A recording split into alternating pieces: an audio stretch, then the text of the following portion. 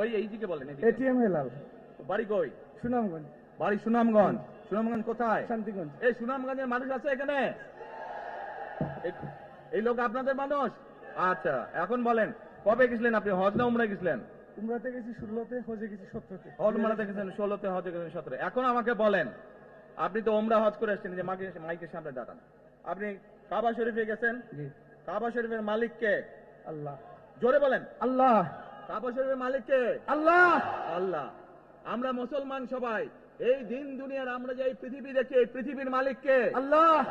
এই সূর্য নক্ষত্র যা দেখি তার মালিক কে? আল্লাহ। বেহেশতের মালিক কে? আল্লাহ। দোজখের মালিক কে? আল্লাহ। আচ্ছা দাঁড়ান, এবার আপনি বসেন এখানে। আপনারা সকলেই সাক্ষী দিলেন দোজখের মালিক আল্লাহ, বেহেশতের মালিক আল্লাহ, এই পৃথিবীর মালিক আল্লাহ, কাবার মালিক আল্লাহ।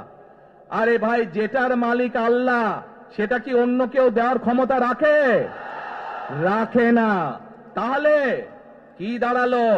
নির্বাচনের আগেই একটি দল এই দিব ওই দিব বলছে, টিকিট দিব বলছে না?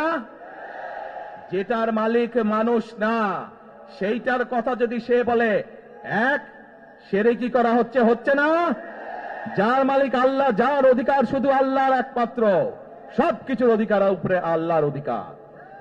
কাজেই আগেই তো আপনাদেরকে ঠকাচ্ছে, নির্বাচনের ফলে তাহলে কেমন ঠকাবে আপনাদেরকে বোঝেন এবার।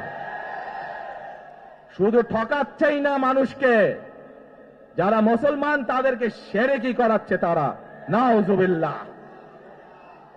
প্রিয় ভাই বোনেরা, কেউ কেউ বলে অমুককে দেখেছে, তমুককে দেখেছে, এবার একে দেখেন।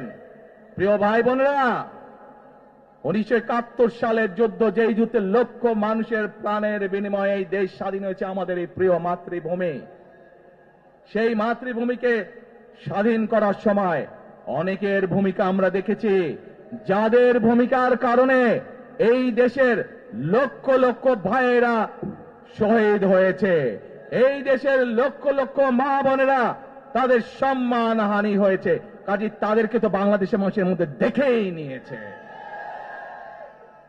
এখন প্রিয় ভাই বোনেরা, এই কুফরির বিরুদ্ধে, এই হঠকারিতার বিরুদ্ধে, এই মিথ্যার বিরুদ্ধে আমাদেরকে ঐক্যবদ্ধ হতে হবে। আমাদেরকে ওই যে টেক ব্যাক বাংলাদেশে থাকতে হবে। আমরা দেশকে স্বৈরাচার থেকে মুক্ত করেছি, এখন মানুষের অধিকারকে প্রতিষ্ঠিত করতে হবে। শুধু ভোট, শুধু কথা বলার অধিকার প্রতিষ্ঠিত করলে হবে না, মানুষকে স্বাবলম্বী করে নিজে